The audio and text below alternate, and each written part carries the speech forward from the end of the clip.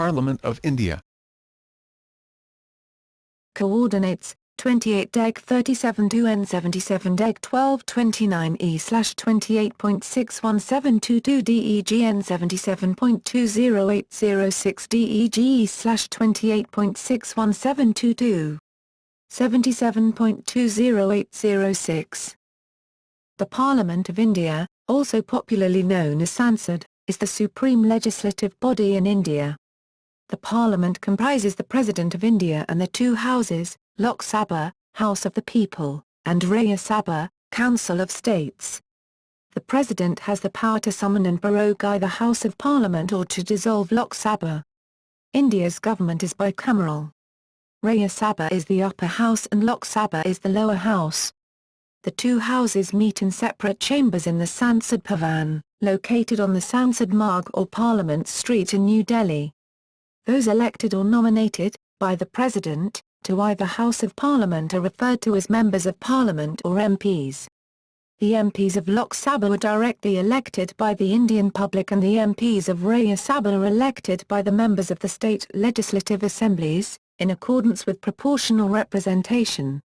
The Parliament is composed of 790 MPs, who serve the largest democratic electorate in the world. 814.5 million Indians registered to vote in the 2014 general elections. Components.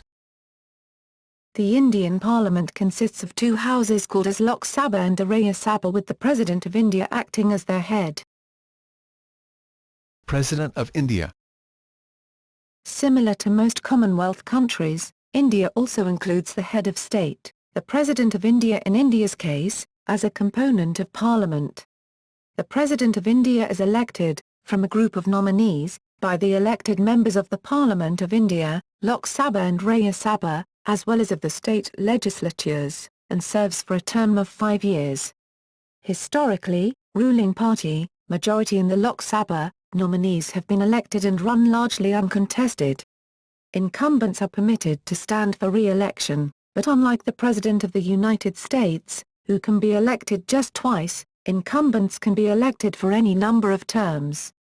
A formula is used to allocate votes so there is a balance between the population of each state and the number of votes assembly members from a state can cast, and to give an equal balance between state assembly members and national parliament members.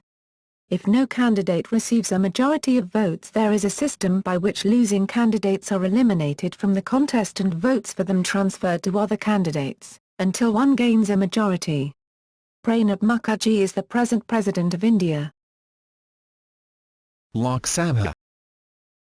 Lok Sabha is also known as the House of the People, or the lower house, and has members from 543 parliamentary constituencies. All of its members are directly elected by citizens of India on the basis of universal adult franchise, except two who were appointed by the President of India. Every citizen of India who is over 18 years of age, irrespective of gender, caste, religion or race, who is otherwise not disqualified, is eligible to vote for the Lok Sabha. The Constitution provides that the maximum strength of the House be 552 members. It has a term of 5 years. To be eligible for membership in the Lok Sabha, a person must be a citizen of India and must be 25 years of age or older, mentally sound, should not be bankrupt and should not be criminally convicted. At present, the strength of the House is 545 members. The total elective membership is distributed among the states in such a way that the ratio between the number of seats allotted to each state and the population of the state is, so far as practicable, the same for all states. Up to 530 members represent of the territorial constituencies in states, up to 20 members represent the Union territories, and no more than 2 members from Anglo-Indian community can be nominated by the President of India if he or she feels that the community is not adequately represented. House seats are apportioned among the states by population. A total of 131 seats, 18.42% are blocked for representatives of scheduled castes, 84, and scheduled tribes, 47, only, in a practice known as reservation. The Women's Reservation Bill proposes reserving 33% of the seats in Lok Sabha for women. Rajya Sabha. The Rajya Sabha is also known as Council of States, or the Upper House. Rajya Sabha is a permanent body and is not subject to dissolution. However, one-third of the members retire every second year, and are replaced by newly elected members. Each member is elected for a term of 6 years. Its members are indirectly elected by members of legislative bodies of the states. The Rajya Sabha can have a maximum of 250 members in all. Elections to it are scheduled and the chamber cannot be dissolved. Each member has a term of 6 years and elections are held for one-third of the seats after every 2 years. 238 members are to be elected from states and union territories and 12 are to be nominated by President of India and shall consist of persons having special knowledge or practical experience in respect of such matters as the following, namely literature, science, art and social service. The minimum age for a person to become a member of Rajya Sabha is 30 years. Representatives of states are elected by the elected members of the Legislative Assembly of the state in accordance with system of proportional representation by means of single transferable vote. Representatives of union territories are indirectly elected by members of an electoral college for the territory in accordance with system of proportional representation. The Council of States is designed to maintain the federal character of the country. The number of members from a state depends on the population of the state. For example 31 from Uttar Pradesh and 1 from Nagaland. Architecture. The Parliament is one of the most magnificent buildings in New Delhi. It was designed by Edwin Lutyens and Herbert Baker, who were responsible for planning and construction of New Delhi. The construction of buildings took 6 years and the opening ceremony was performed on January 18, 1927 by the then Governor-General of India, Lord Irwin. The construction costs for the building were Rs 8.3 million. The Parliament is 570 feet, 170 meters, in diameter. It covers an area of nearly 6 acres. The building has 12 gates among which gate number 1 on the Sansad Marg is the main gate. General layout of the building. The centre and the focus of the building is the Central Hall. It consists of chambers of Lok Sabha, Rajya Sabha and the Library Hall and between them lie garden courts. Surrounding these 3 chambers is the 4-storied circular structure providing accommodations for ministers, chairmen, parliamentary committees, party offices, important offices of Lok Sabha and Rajya Sabha secretariats and also the offices of the Ministry of Parliamentary Affairs. The Central Hall is circular in shape and the dome is 98 feet, 29.87 meters, in diameter. It is a place of historical importance. The Indian Constitution was framed in the Central Hall. The Central Hall was originally used in the library of erstwhile Central Legislative Assembly and the Council of States. In 1946, it was converted and refurbished into Constituent Assembly Hall. At present, the Central Hall is used for holding joint sittings of both the Houses of Parliament and also used for address by the President in the commencement of first session after each general election. Working, procedures and committees. The Parliament consists of the President of Republic of India and both the chambers. The House and the Council are equal partners in the legislative process. However, the Constitution grants the House of People some unique powers. Revenue-raising or money bills must originate in the Lok Sabha. The Council of States can only make suggestions over these bills to the House, within a period of 14 days, lapse of which the bill is assumed to have been passed by both the chambers. Session of Parliament. The period during which the House meets to conduct its business is called a session. The Constitution empowers the President to summon each House at such intervals that there should not be more than 6 months' gap between the 2 sessions. Hence the Parliament must meet at least twice a year.